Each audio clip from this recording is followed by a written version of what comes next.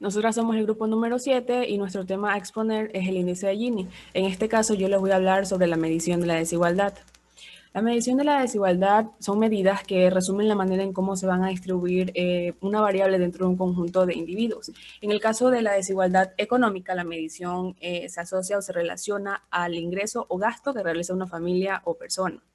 Una primera clasificación de los indicadores de desigualdad que se encuentran en la literatura son las medidas positivas o las medidas normativas. Las medidas positivas son aquellas que no hacen referencia explícita a un conjunto de bienestar social. Estas utilizan en sí los índices estadísticos, mientras que las medidas normativas, a diferencia de las positivas, están basadas en una función de bienestar. Dependiendo del indicador seleccionado, se define la norma que se va a utilizar dentro de esta para luego compararla con la distribución del ingreso observado. No es muy común que se realice esto debido a que no satisfacen algunas propiedades teóricas que deben cumplir los buenos indicadores. Por el contrario, una de las medidas probablemente más utilizadas es el denominado coeficiente de Gini o más conocido como CG. Este indicador no utiliza como parámetro de referencia el ingreso medio de la distribución debido a que su construcción se deriva a partir de la curva de Lorenz que será explicada más adelante. Gracias. La curva de Lorenz. Esta permite comparar los niveles de desigualdad relativa cumpliendo el principio de preferencia por la igualdad y simetría sin tener que calcular ningún índice adicional. En el estudio de desigualdad dispone de varios métodos para describir la forma en que se distribuye el ingreso entre los diferentes grupos de individuos de una sociedad, los cuales son los diagramas de dispersión, los indicadores de desigualdad y los ordenamientos de la información. Dentro de la literatura hay 4 posibles alternativas para generar ordenamientos de datos, los cuales solo 2 de ellas emplean con mayor frecuencia, y estas son las distribuciones de frecuencia, la curva de Lorenz, los denominados diagramas de desfiles propuestos por Penn y la transformación logarítmica. En 1905 se propuso la medida de la curva de Lorenz con el fin de ilustrar la desigualdad en la distribución de la salud y desde su inicio ha popularizado entre los estudiosos de la desigualdad económica.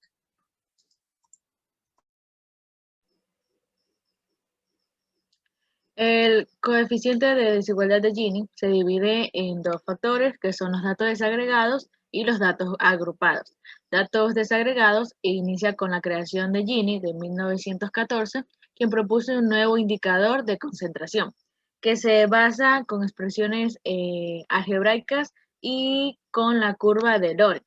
Los datos agrupados es el cálculo de los índices de desigualdad que efectúan a partir de las observaciones agrupadas y de los subconjuntos de una sociedad determinada.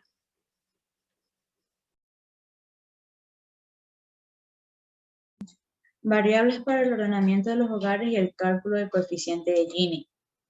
La manera convencional de medir la concentración es un conjunto de datos que consiste en generar un ordenamiento de las observaciones en función de la variable que se desea analizar.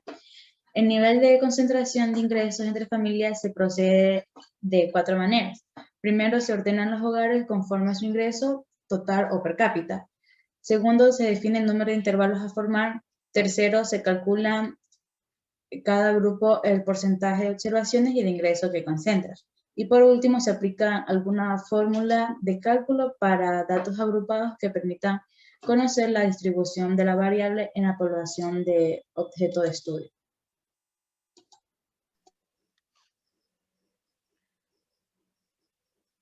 La desagregación del índice de Gini se basa en la descomposición, ya que juega un papel central en el análisis de la desigualdad, puesto que es muy importante conocer de dónde provienen los mayores desequilibrios que que afectan la equidad entre los hogares. Esta se divide en dos descomposiciones. La primera es descomposición de la desigualdad por su grupo de población, que determina cuál es el efecto a nivel general de la desigualdad o agrupamiento de las observaciones, relacionados con los factores asociados del mercado de trabajo, la riqueza acumulada, el patrimonio, entre otros, y la descomposición de la desigualdad por fuente de ingresos, que determina la contribución de cada concepto a ingresos a la desigualdad observada en la población de referencia.